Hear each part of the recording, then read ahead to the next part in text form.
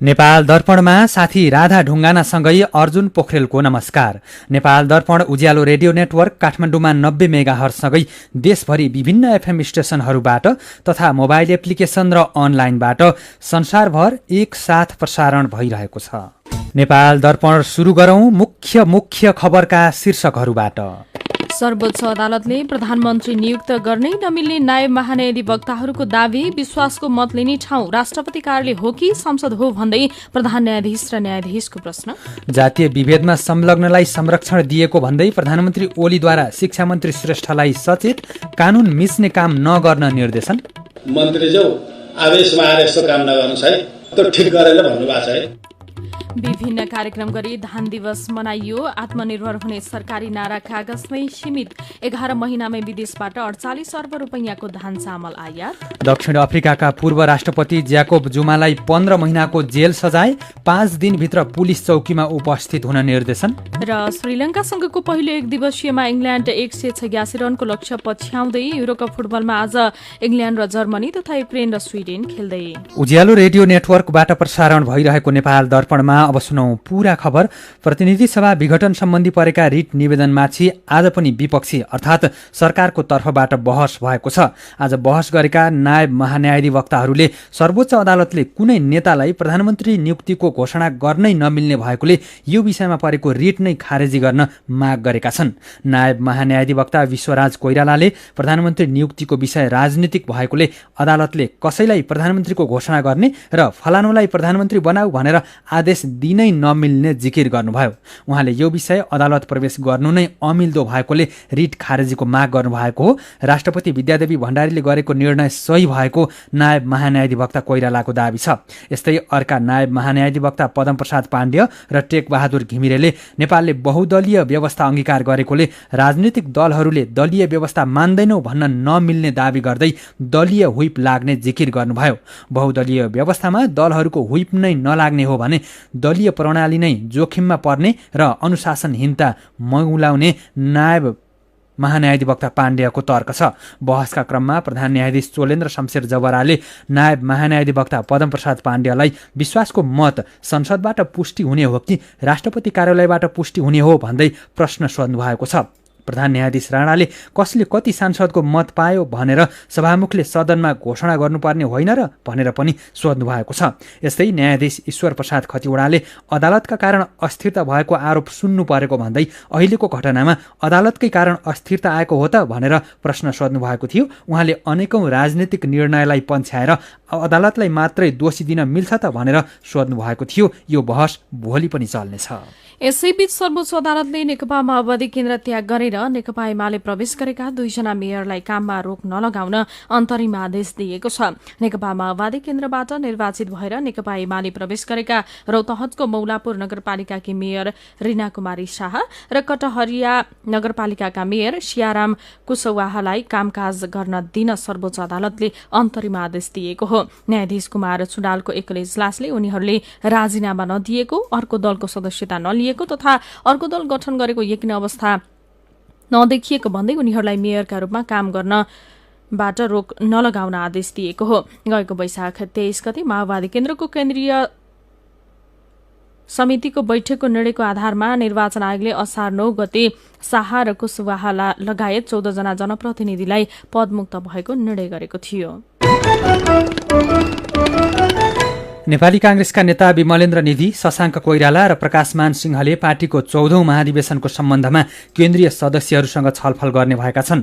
कांग्रेस नेता प्रकाशमान सिंहको निवासमा भएको 3 जना नेताको भेटघाटको क्रममा महाधिवेशन केन्द्रित छलफलको दायरालाई फराकिलो पार्न आउँदो शुक्रबार महामन्त्री शशाङ्क कोइरालाको निवासमा केन्द्रीय सदस्यहरूसँग छलफल गर्न सहमति जुटेको हो। नेता प्रकाशमान सिंहले पार्टी प्रजातान्त्रिक तवरले सञ्चालन गर्नुपर्ने माग रहेको भन्दै छलफलको दायरा बढाउनको निम्ति केन्द्रीय सदस्यहरूसँग बैठक गर्न लागेको जानकारी दिनुभयो। उहाँले 13औं महाधिवेशनमा सभापतिको उम्मेद्वार बन्नुभएका नेताहरूसँग पनि अलग्गै छलफल गर्ने जानकारी दिनुभयो।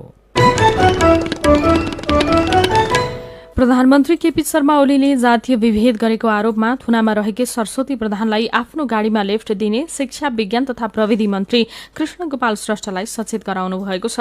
सरकारले नै जातीय विभेदमा संलग्नलाई संरक्षण दिने काम गरेको भन्दै मन्त्री र सरकारको चौतर्फी विरोध भएको छ। प्रधानमन्त्री ओलीले मन्त्री कृष्ण गोपाल श्रेष्ठलाई आइन्दा त्यस्तो गल्ती नगर्न सचेत गराउनु भएको महिला बालबालिका तथा ज्येष्ठ नागरिक मन्त्री लीलानाथ श्रेष्ठले जानकारी दिनुभयो।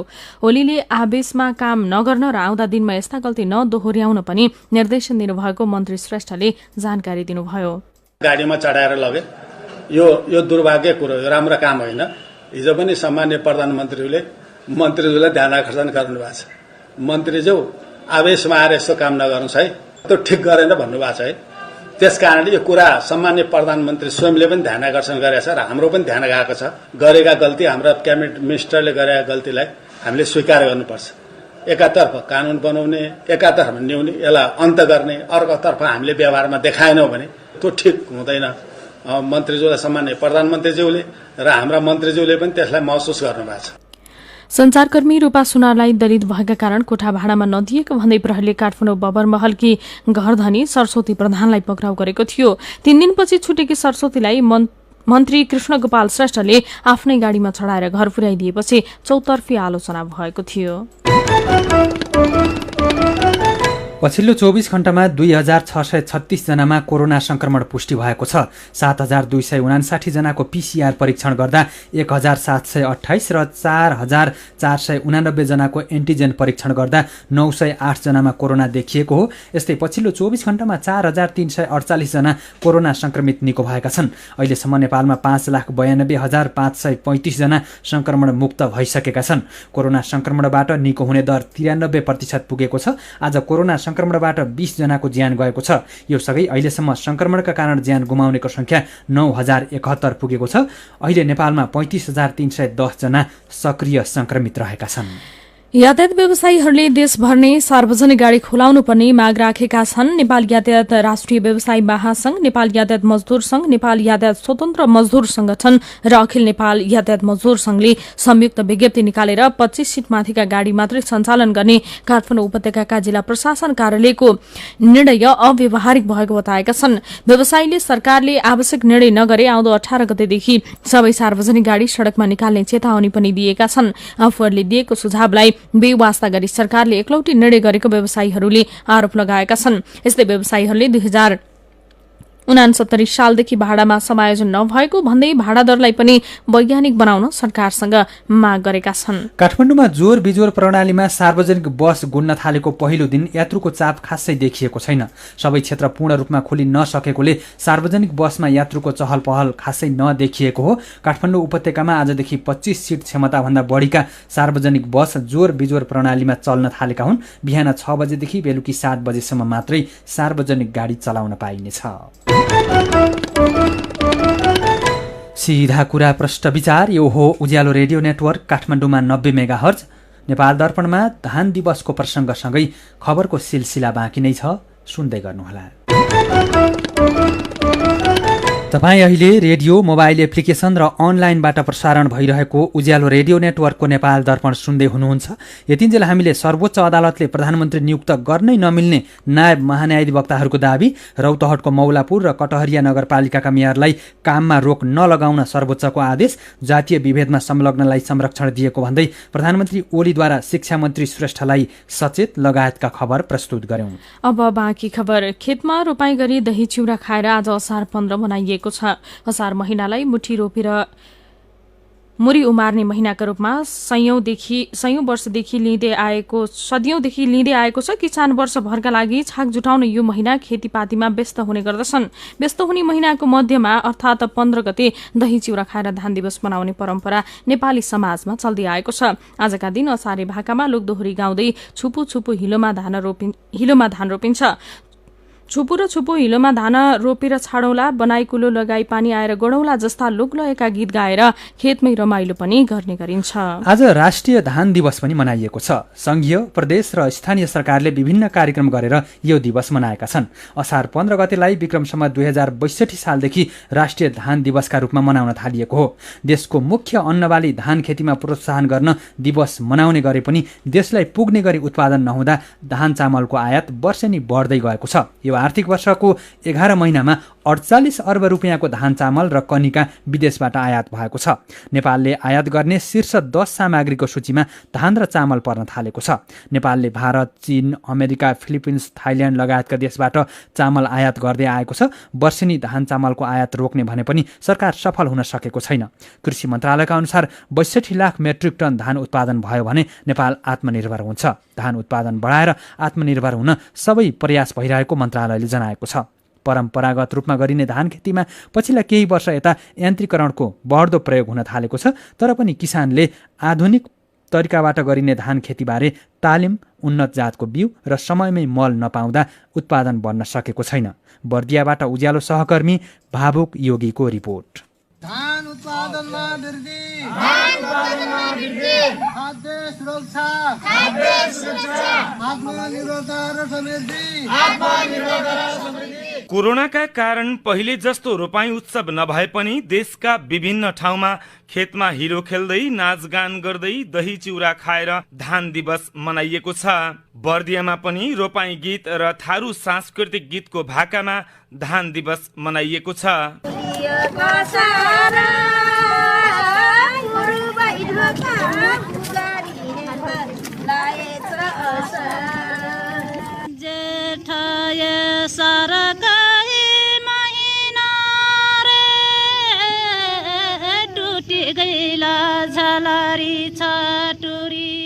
यस वर्ष मनसुनको सुरुमै पानी परेपछि समयमै रोपाई सुरु भएको छ। असारको सुरुदेखि नै किसान खेतमा व्यस्त छन्। पहिले परम्परागत ढंगबाट रोपाई गरिन्थ्यो, धान उत्पादन हुन्थ्यो। कृषि शाखाबाट गठित कृषक समन्वय समितिले अहिले तालिम दिएपछि धान उत्पादन बढेको छ। खेतमा भेटिएका भुरी गाउँका विरासपति थारू र परदेशनी थारू। आधुनिकीकरण अहिले भइरहेको छ। पहिला परम्परागत गरिरहेको हुनाले एकदमै फरक तरिकाले धान रोपाई भएको छ। पहिला भन्दा राम्रो तरिकाले उत्पादन भएकोले एकदमै राम्रो भएको छ। आजकल त मल अब एकदम विकास के उचाइ हुल बा, पहिला जस्तो त एकदम फाइदा हुल बा। अन्नको भण्डार भनेर चिनिने बर्दियाको राजापुर लगायतका सबै क्षेत्रमा धान रोपाई 2 साताभित्र सकिने अनुमान छ। तर अन्त जस्तै यहाँ पनि खेती गर्ने जनशक्तिको अभाव छ। खनजोत र हिलो आली गर्न सक्ने युवा काम खोज्दै सहर र विदेशसम्म पुगेका छन्। बुढापाकाको भरमा खेती धान्नु पर्ने बाध्यता छ। बकुवा गाउँका दयाराम भुसाल विदेशमा जानुभन्दा कृषिमै यही नेपालमा आफ्नो ठाउँमा गरिदिनु थोरै गरे पनि धेरै नै हुन्छ। पहिले राङ्गा गोरुको प्रयोग गरी रोपाई गर्ने भए पनि केही वर्ष यता ट्र्याक्टर, पावर ट्रेलर लगायतका आधुनिक मेसिनको प्रयोगबाट खेती लगाउने क्रम बढ्न थालेको छ। बर्दियाका केही पालिकाहरूले कृषि क्षेत्रमा विशेष बजेट छुट्याएर किसानलाई अनुदानमा यान्त्रिकरण खरिद गर्न सहयोग पनि गरिरहेका छन्। ठाकुरबाबा नगरपालिकाले हरेक वर्ष किसानलाई अनुदानमा पावर ट्रेलर दिँदै आएको मेयर खण्डारायण श्रेष्ठ बताउनुहुन्छ। कृषिलाई यान्त्रिकीकरण गर्ने, कृषिलाई व्यवसायीकरण गर्ने नीति लिएका छौँ। ठाकुरबाबा नगरपालिकाले कृषि यन्त्रहरू, खास गरेर पावर टिलर र अन्य विभिन्न खालका यन्त्रहरू, उपकरणहरू वितरण गरिरहेका छौँ, जसले परम्परागत रूपमा गोरु रागा प्रयोग गरेर जोत्ने जुन खेतबाली जोत्ने गर्थ्यौँ त्यसलाई विस्थापित गरेको छ र यसले आधुनिक खेती प्रणालीको विकास भएको छ। धान उत्पादन बढाएर चामल आयात घटाउन सरकारले यान्त्रिकरणमा जोड दिएको छ। तर सबै किसानसम्म आधुनिक प्रविधि पुगेको छैन। उन्नत बिउ र समयमै मल नपाउने समस्या पनि उस्तै छ। धानको उचित मूल्य नपाउँदा पनि किसानमा उत्साह बढ्न सकेको छैन। खेतीमा युवाको समेत आकर्षण बढाउन सकेमा मात्रै धानमा आत्मनिर्भर हुने सरकारको लक्ष्य भेट्न बल पुग्ने थियो।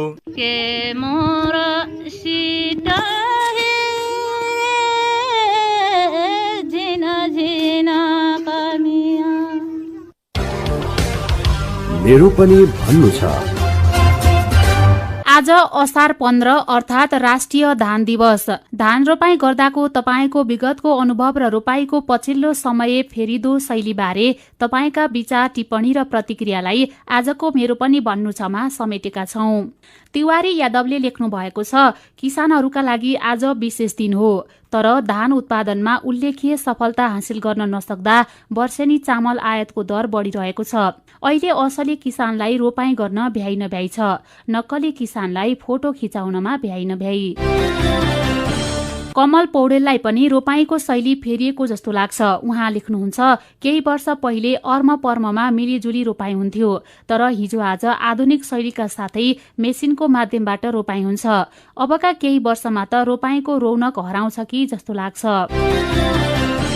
रेखनाथ राईलाई चाहिँ रोपाईको शैलीमा खासै परिवर्तन भए जस्तो लाग्दैन। उहाँ भन्नुहुन्छ, गाउँघरतिर त रोप्ने तरिका उस्तै हो, अर्म पर्म र खेताला लगाउने, तर मलबिउको अभावको समस्या भने बढ्दै गएको छ। यसतर्फ सरकारको ध्यान जान आवश्यक छ। प्रकाश पन्त लेख्नुहुन्छ, अहिले प्रविधिमा भएको परिवर्तनले गर्दा शैली परिवर्तन भएको छ, जुन सकारात्मक पक्ष हो। जे होस्, रोपाई गर्दा छुट्टै आनन्द आउँछ। ट्विटरमा भूषाल दाई नाम राखेका साथीले लेख्नु भएको छ, रोपाई गर्ने भनेर खेतमा पसिन्थ्यो, हिलो खेलेर सबैलाई हैरान पारिन्थ्यो, अनि अन्तिममा बाको कुटाई खाएर घरतिर कुदिन्थ्यो। ट्विटरमै दर्शन नाम राखेका साथीले लेख्नु भएको छ, गाउँका खेतीयोग्य जमिन बाँझो त कतै बोटबिरुवा लगाएर धान रोप्न नहुने भइसकेका छन्। आयातित खाद्यान्नमा निर्भर बनेर आफ्ना उर्वर भूमि जंगल बन्दैछन्। गोरु लगेर जोत्दै असारे भाका गाउँदै रमाउने त्यो बेला सम्झँदा इतिहासै लाग्छ। अनि मनिष पौडेल पनि विगत सम्झँदै लेख्नुहुन्छ, एका बिहानै हलो गोरु जुवा लिएर गोरु खेद्दै खेत पुगिन्थ्यो, पानी फर्काउन जाने काम मेरो हुन्थ्यो। त्यो बेलासम्म बाउसेले डिल अनि भित्ता बनाउँथे, बिस्तारै गोरु नार्यो, हलोको सियोको डोबमा हिँड्नुको मज्जा छुट्टै थियो। आहा, ती दिनहरू। विचारका लागि तपाईलाई धन्यवाद। मेरो पनि भन्नु छ। मेरो पनि भन्नु छ प्रस्तुत गर्दै हुनुहुन्थ्यो साथी जानुका दुवाडी। सीधा कुरा प्रश्न विचार, यो हो उज्यालो रेडियो नेटवर्क काठमाडौँमा 90 मेगाहर्ज। नेपाल दर्पणमा खबरको सिलसिला बाँकी नै छ, सुन्दै गर्नुहोला। विभिन्न रेडियो स्टेशनबाट मेचीदेखि महाकालीसम्म र मोबाइल एप्लिकेशन तथा अनलाइनबाट संसारभरि एकसाथ प्रसारण भइरहेको नेपाल दर्पणमा तपाईलाई फेरि स्वागत छ। नेपाल दर्पणमा अब बाँकी खबर। 456 मेगावाट क्षमताको माथिल्लो तामाकोशी जलविद्युत आयोजनाको पहिलो युनिटबाट आउँदो असार 21 गते सोमबारदेखि विद्युत उत्पादन हुने भएको छ। 76 मेगावाटका 6 युनिट रहेको आयोजनाबाट आउँदो सोमबारदेखि पहिलो युनिटबाट विद्युत उत्पादन शुरू गर्ने तालिका तय भएको छ। आयोजनाबाट उत्पादित विद्युत गोङगर खिम्ती ढल्केबर 220 केभी प्रसारण लाइन मार्फत राष्ट्रिय प्रणालीमा प्रवाह गरिनेछ। 10 वर्ष अघि शुरू भएको आयोजना पटक पटक सम्पन्न हुने मिति तोकिए पनि सम्पन्न भएको थिएन। झण्डै 35 अर्ब रुपियाँ लागत अनुमान गरिएको माथिल्लो तामाकोशीको लागत बढेर 80 अर्ब भन्दा धेरै पुगेको छ। राष्ट्रिय गौरवको मध्यपहाडी लोकमार्गमा यो आर्थिक वर्षमा जम्मा 3 वटा पुल मात्रै निर्माण सम्पन्न भएका छन्। 21 वटा पुलको ठेक्का नै लाग्न सकेको छैन। लोकमार्गको काम आर्थिक वर्ष 2079-80 सम्ममा सम्पन्न गर्ने लक्ष्य लिएकोमा अझै कतिपय ठाउँमा रेखाङ्कन परिवर्तन गर्नुपर्ने माग भइरहेको छ। विद्युत र इन्टरनेट बन्द भएपछि गोर्खाको एउटा पालिकाले छिमेकी जिल्ला धादिङमा अस्थायी कार्यालय सञ्चालन शुरू गरेको छ। धारसे गाउँपालिकाले विद्युत र इन्टरनेट बिना सेवा दिन समस्या भएपछि आजदेखि धादिङको त्रिपुरा सुन्दरी गाउँपालिकाको एक घर भाडामा लिएर कार्यालय सञ्चालन गर्न थालेको गाउँपालिकाका अध्यक्ष सन्त बहादुर गुरुङले जानकारी दिनुभयो। प्रदेश नम्बर 1 को 8औं तथा बजेट अधिवेशनको 15औं बैठक आज पनि स्थगित भएको छ। निर्धारित समयभन्दा 15 मिनट ढिलो गरी शुरू भएको बैठकमा प्रतिपक्षी नेकपा माओवादी केन्द्रका सांसदले उभिएर विरोध जनाएपछि बैठक स्थगित भएको हो। रुकुम पश्चिमको मुसिकोट नगरपालिका वडा नम्बर 4 मा बिहान भेटिएको सकेट बम नेपाल प्रहरी र नेपाली सेनाले निष्क्रिय बनाएको छ। स्थानीय खेम बहादुर सुनारले बारी खन्ने क्रममा सकेट बम देखेपछि प्रहरीलाई खबर गर्नुभएको थियो। जिल्ला प्रहरी कार्यालयबाट 10 जना र नेपाली सेनाको नर्सिङ दलगढ गुल्म बोहरा गाउँबाट गएको 6 जनाको टोलीले बम निष्क्रिय बनाएको हो। पर्सामा चट्याङ लागेर 3 जनाको ज्यान गएको छ। चट्याङ लागेर सखुवा पर्साउने गाउँपालिका 4 देवरबानाका रघुवीर यादव, पटेरवा सुगौली 1 गदी यानि कि रसुल आज गद्दी र जिरा भवानी गाउँपालिका 3 जितपुरकी असर तोमी देवी थारूको ज्यान गएको जिल्ला प्रहरी कार्यालय पर्साले जनाएको छ। नेपाल वायु सेवा निगम र हुलाक सेवा विभागबीच अन्तर्राष्ट्रिय क्षेत्रमा सामान तथा चिठीपत्रहरू ओसार गर्ने सम्झौता भएको छ। अब हुलाक सेवा विभागले सेवा प्रदान गर्ने र नेपाल वायु सेवा निगमका उडान हुने सम्पूर्ण गन्तव्यहरूमा अब निगम मार्फत मात्र सामान तथा चिठीपत्रहरू ढुवानी हुनेछन्। काठमाडौँ महानगरपालिकाले खुल्ला मञ्चमा बस पार्क हटाएर सबै गाडीलाई पिक एन्ड ड्रप प्रणालीमा सञ्चालन गर्ने भएको छ। महानगरले यो निर्णय गरेसँगै अब साना तथा ठूला गाडीहरू शहरी क्षेत्रमा लामो समयसम्म एकै स्थानमा रोकेर बस्न पाउने छैनन्। महानगरीय प्रहरी अपराध महाशाखाले सवारी साधनको किर्ते कागजात बनाउने गिरोहलाई पक्राउ गरेको छ। महाशाखाको टोलीले मनसार छल गरी चोरी गरेर ल्याएको सवारी साधनका नक्कली सवारी दर्ता किताब समेत तयार गरी कारोबार गर्ने लमजुङका कमलबाबु भट्ट, भक्तपुरका अरुण खड्का र मधु सिलुवालाई पक्राउ गरेको हो। सप्तरीको पातो कठोना सडक खण्ड हिलाम्मे बनेको भन्दै स्थानीय बासिन्दाले सडकमै धान रोपेका छन्। सामान्य वर्षमा पनि सप्तरीको सडक हिलोमय बनेको भन्दै आक्रोशित युवाहरूले आज बीच सडकमै धान रोपाई गरेका हुन्। शेयर बजार परिसूचक नेप्से झण्डै 50 अङ्कले घटेको छ। माइक्रो फाइनान्स बाहेक सबै समूहको शेयर घटेपछि नेप्से 47.49 अङ्कले घटेर 2828 बिन्दुमा झरेको हो। आज 223 कम्पनीका 1 करोड 40 लाख किता शेयर 6 अर्ब 72 करोड रुपैयाँमा कारोबार भएका छन्। सबैभन्दा धेरै राधि विद्युत कम्पनीको 49 करोड 83 लाख रुपैयाँको शेयर किनबेच भएको छ। नेपाल दर्पणमा अब विदेशको खबर। दक्षिण अफ्रिकाको सर्वोच्च अदालतले पूर्व राष्ट्रपति ज्याकोब जुमालाई 15 महिनाको जेल सजाय सुनाएको छ। पदमा रहँदा भ्रष्टाचार गरेको विषयमा संवैधानिक अदालतले उपस्थित हुन आदेश दिए पनि उपस्थित नभएपछि जुमालाई 15 महिनाको जेल सजाय सुनाइएको बीबीसीले जनाएको छ। सर्वोच्चले जुमालाई 5 दिनभित्र प्रहरी समक्ष हाजिर हुन निर्देशन दिएको खबरमा उल्लेख छ। 5 दिनभित्र आफै उपस्थिति नभएमा पक्राउ गर्न अदालतले निर्देशन दिएको छ। न्यायाधीश सीसी खेम्पेले पूर्व राष्ट्रपति जुमाले पहिले संवैधानिक अदालतमा उत्तेजक र अपमानजनक बयान दिएको र अहिले उपस्थित हुन इन्कार गरेकोले सजाय सुनाउनु भएको बताउनु भएको छ। नेपाल दर्पणमा अब खेल खबर। युरो कप फुटबलमा आज प्री क्वार्टर फाइनलका अन्तिम 2 खेल हुँदैछन्। आज राति पाउने 10 बजे इङ्ल्याण्डको बेम्बली मैदानमा इङ्ल्याण्ड र जर्मनी बीच खेल हुँदैछ। इङ्ल्याण्ड समूह डी को विजेताको रूपमा अन्तिम 16 मा प्रवेश गर्दा जर्मनी समूह एफबाट उपविजेताको रूपमा प्रवेश गरेको थियो। विश्व वरियतामा इङ्ल्याण्ड चौथो र जर्मनी 12औं स्थानमा छन्। यस्तै आज राति नेपाली समय अनुसार पाउने 1 बजे स्विडेन र युक्रेन बीचको खेल हुँदैछ। स्विडेन समूह ई को विजेता हो भने युक्रेन समूह सीबाट उत्कृष्ट तेस्रो बन्दै अन्तिम 16 मा प्रवेश गरेको हो। विश्व वरियतामा स्विडेन 18औं र युक्रेन 4औं स्थानमा छ। गैराती भएको खेलमा साबिक उपविजेता फ्रान्सलाई हराउँदै स्विजरल्याण्ड र क्रोएसियालाई हराउँदै स्पेन क्वार्टर फाइनलमा प्रवेश गरेका छन्। यसैबीच अर्जेन्टिना कोपा अमेरिका फुटबलमा समूह विजेताको रूपमा क्वार्टर फाइनल प्रवेश गरेको छ। बोलिभियालाई 4-1 गोलले पराजित गर्दै अर्जेन्टिना क्वार्टर फाइनल प्रवेश गरेको हो। बोलिभिया भने कुनै पनि खेल नजिती बाहिरिएको छ। कोपा अमेरिका अन्तर्गत आजै नै भएको अर्को खेलमा उरुग्वेले पाराग्वेलाई 1-0 गोल अन्तरले पराजित गरेको छ। उरुग्वे दोस्रो स्थानमा रहँदै क्वार्टर फाइनलमा प्रवेश गर्न सफल भएको छ। कोपा अमेरिकाको क्वार्टर फाइनलमा पेरू र पाराग्वे, ब्राजिल र चिली, उरुग्वे र कोलम्बिया र अर्जेन्टिना र इक्वेडरसँग खेल्नेछन्। र श्रीलङ्कासँगको पहिलो एक दिवसीय क्रिकेट जित्न इङ्ल्यान्डले 186 रनको लक्ष्य पछ्याइरहेको छ। इङ्ल्यान्डको रिभरसाइड मैदानमा 186 रनको लक्ष्य पछ्याइरहेको इङ्ल्यान्डले राम्रो प्रदर्शन गरिरहेको छ। इङ्ल्यान्डले ताजा अवस्थामा 10 ओभर 3 बलको खेल सकिँदा 3 विकेट गुमाएर 75 रन बनाएको छ। इङ्ल्यान्डलाई अब जितको लागि 111 रनको मात्रै खाँचो रहेको छ। यसअघि पहिले ब्याटिङ गरेको श्रीलङ्काले 42 ओभर 3 बलमा अल आउट हुँदै 185 रन बनाएको थियो। उसका लागि कुशल परेराले सर्वाधिक 73 रन बनाए। यसअघि भएको 3 खेलको टी20 श्रृङ्खला इङ्ल्यान्डले क्लिन स्वीप गरेको थियो। खेल खबरसँगै उज्यालो रेडियो नेटवर्कबाट प्रसारण भइरहेको नेपाल दर्पणको समय सकिनै लागेको छ। बिदा हुनु अघि आजका मुख्य खबरका शीर्षकहरू फेरि एकपटक। सर्वोच्च अदालतले प्रधानमन्त्री नियुक्त गर्ने नमिल्ने नायब महान्यायाधिवक्ताहरूको दावी। विश्वासको मत लिने ठाउँ राष्ट्रपति कार्यालय हो कि संसद हो भन्दै प्रधान न्यायाधीश र न्यायाधीशको प्रश्न। जातीय विभेदमा संलग्नलाई संरक्षण दिएको भन्दै प्रधानमन्त्री ओलीद्वारा शिक्षा मन्त्री श्रेष्ठलाई सचेत। कानून मिच्ने काम नगर्न निर्देशन। विभिन्न कार्यक्रम गरी धान दिवस मनाइयो। आत्मनिर्भर हुने सरकारी नारा कागजमै सीमित। 11 महिनामै विदेशबाट 48 अर्ब रुपैयाँको धान चामल आयात। दक्षिण अफ्रिकाका पूर्व राष्ट्रपति ज्याकोब जुमालाई 15 महिनाको जेल सजाय।